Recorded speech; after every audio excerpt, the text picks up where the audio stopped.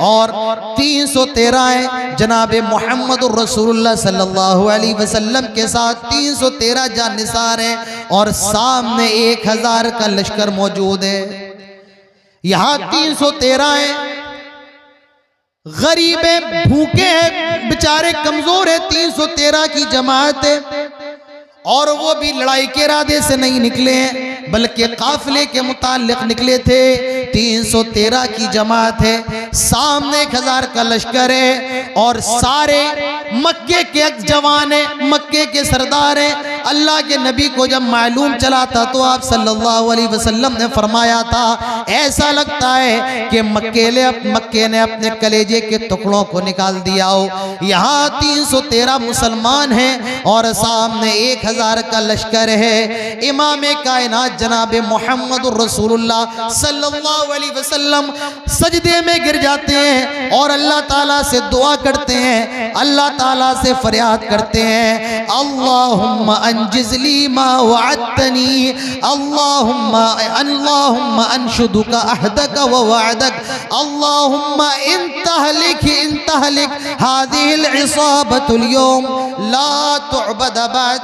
आय अल्लाह अगर आज ये 313 मर गए, आय अल्लाह अगर ये 313 हलाक को बर्बाद हो गए, आय अल्लाह अगर ये 313 खत्म हो गए, ला तुअबद बाद, आज के बाद तेरा नाम लेने वाला कोई इस दुनिया पे पैदा नहीं होगा, आज के बाद तेरा नाम लेने वाला कोई बाकी नहीं रहेगा। अल्लाह के नबी सजदे के अंदर हैं और रोते जा रहे हैं, इस कदर रोते जा रहे हैं कि आपके यार हजरत अबू बकर सिद्दीक रज़ी अल्लाहु अन्हु फरमाते हैं आय अल्लाह के नबी अपने सर को उठाएं, बस करें, आपने अपने रब से बहुत दुआ कर ली है। अल्लाह के नबी अपने सर को उठाते हैं और अपने यार अबू बकर सिद्दीक से कहते हैं आय अबू बकर खुश हो जाओ, अभी मुझे जिब्राइल ने खुशखबरी दी है, अल्लाह ताला ने हमारी मदद के लिए जंग के अंदर 1000 फरिश्तों को नाजिल कर दिया। अन्नी मुमिद्दुकुम बिअल्फिम मिनल मलाइकति मुर्दिफीन, अल्लाह ताला फरमाता है हमने जंग बदर के अंदर 1000 फरिश्तों को नाजिल कर दिया जो काफिरों के खिलाफ लड़ रहे हैं, मुसलमानों की तरफ से लड़ रहे हैं। और मेरे भाइयों क्या हाल था जंगे बदर का, क्या खतरनाक मंजर था। मैं नहीं कहता हूं, काफिर कहते हैं जंगे बदर का मंजर तो ऐसा था किसी की गर्दन कटी हुई पड़ी है लेकिन ये नहीं मालूम कि किसकी तलवार से कटी है, किसी का हाथ कटा हुआ है लेकिन ये नहीं पता किसकी तलवार से कटा है। ये हाल जंगे बदर का था। मेरे भाइयों जब हम अल्लाह की तरफ दौड़ा करते थे, जब हम अल्लाह ताला की तरफ भागा करते थे, अल्लाह की मदद भी हमारी तरफ दौड़ा करती थी। आज हम जुए खानों की तरफ भाग रहे हैं, आज कोई दुकान की तरफ, कोई मकान की तरफ, कोई शोहरत की तरफ, कोई औरत की तरफ, कोई बिजनेस की तरफ, कोई अपनी तिजारत की तरफ, कोई अपने धंधे की तरफ दौड़ रहा है। इसीलिए अल्लाह ताला की मदद ने हमारा और आपका साथ छोड़ दिया। तो मेरे भाइयों अल्लाह ताला फरमाता है आए मुसलमानों, जो भी मुसीबत तुम्हारे ऊपर आती है बिमा कसबत ऐदीकुम, ये तुम्हारे अपने हाथों की कमाई होती है, अपने हाथों का नतीजा होता है। व यअफू अन कसीर, अल्लाह ताला हर गुनाह पर तुम्हारी पकड़ नहीं करता है, बहुत से गुनाहों को अल्लाह यूं ही माफ कर देता है। तो मेरे भाइयों हम परेशान क्यों हैं, दुनिया के अंदर हमें मारा क्यों जा रहा है? इसकी 3 वजूहात, 3 कारण, 3 रीजन मैं आपके सामने रखूंगा और फिर आपको ये भी बताऊंगा मौजूदा वक्त में हमें और आपको करना क्या है, हमारी और आपकी जिम्मेदारी क्या है। 3 चीजें मैं आपके सामने रखूंगा कि आज मुसलमान क्यों परेशान है, दर दर की ठोकरें खाने पर क्यों मजबूर है। 3 बातें और फिर उसके बाद मैं आपको बताऊंगा कि मौजूदा वक्त में हमारी जिम्मेदारी क्या है, हमें और आपको करना क्या है। तो सबसे पहली चीज, सबसे पहली, मुसलमान परेशान क्यों हो रहा है? सबसे पहली बात यह है मुसलमान अमल के मामले में आज बहुत पीछे है। ये नारे तकबीर तो खूब जोर से लगाएगा,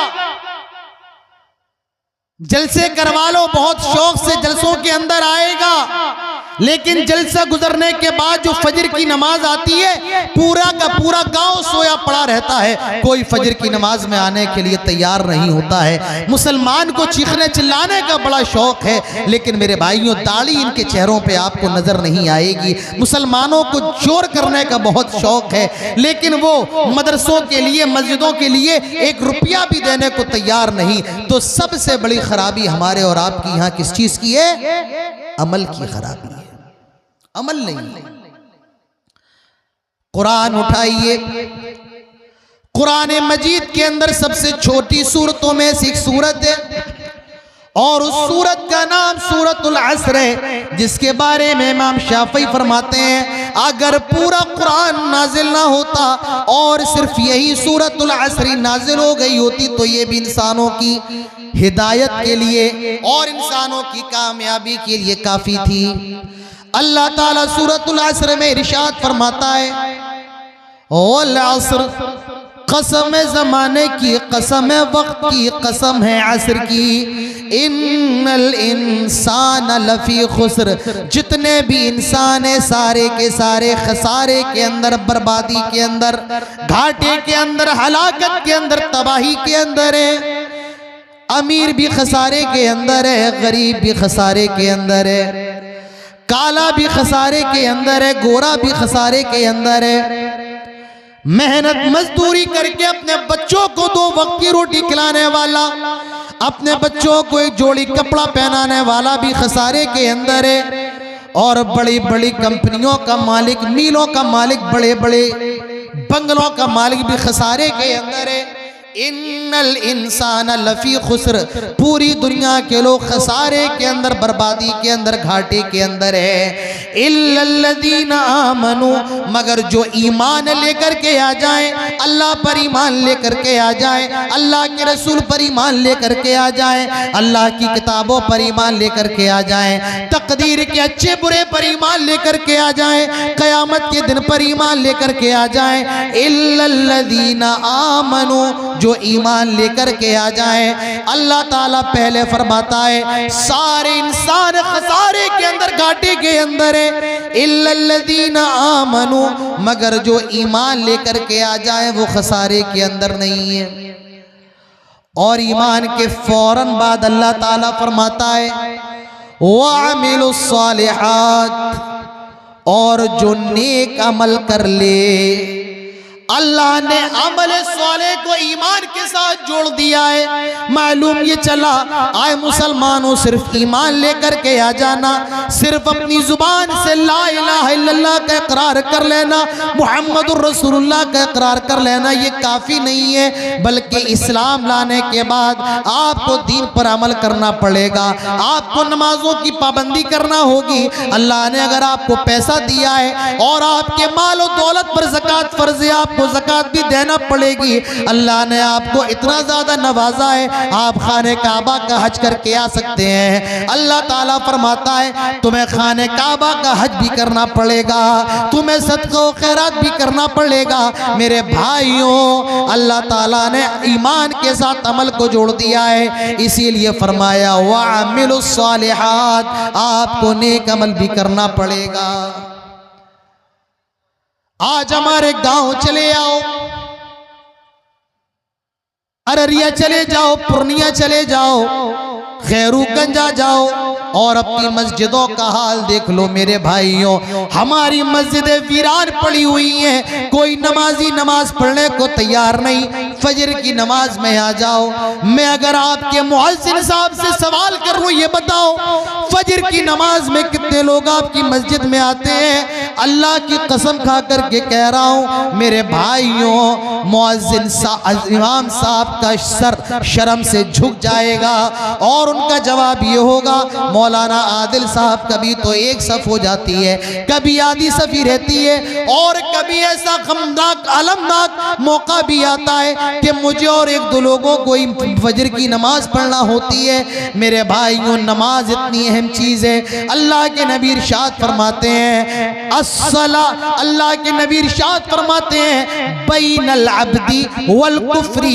वश्शिरकी तर्कुस्सला, एक मोमिन मुशरिक और काफिर के दरमियान फर्क करने वाली चीज नमाज है। यानी अगर आदमी नमाज पढ़ता है तो वो मोमिन है, और अगर वो नमाज नहीं पढ़ता तो मोमिन नहीं है। अल्लाह के नबी ने और वाज़ेह करके इरशाद फरमा दिया मन तरक सलात मुतअम्मिदन फक़द कफर, जिसने जानबूझकर नमाज को छोड़ा वो काफिर हो गया, गोया के इस्लाम से निकल गया। आज हमारी मस्जिदों में चले आए, किसी भी चीज की कमी नहीं है। हमारी मस्जिदों में आज मोटर भी लगा है, नल खोलो पानी आता है, वुजू कर लेते हैं। हमारी मस्जिदों पर लेंटर डला है, मस्जिदें पक्की ईंटों की तरह बनी हैं, ईंटों से बनी हैं। हमारी मस्जिदें शानदार तो बहुत है, लेकिन हमारी मस्जिदें जानदार नहीं है। अपनी मस्जिदों को शानदार नहीं जानदार करो। शायर कहता है जब मस्जिदें कच्ची थी तो पक्के थे नमाजी, आज मस्जिदें पक्की हैं तो कच्चे हैं नमाजी। मेरे भाइयों से 20 साल पहले देख लो, 25 साल पहले देख लो, मस्जिद में मोटर नहीं हुआ करती थी, कुएं से पानी खींचा जाता था। मस्जिदें फूस की बनी होती थी, मिट्टी की बनी हुई होती थी, लेकिन नमाजी ईंटों से भी ज्यादा मजबूत हुआ करते थे।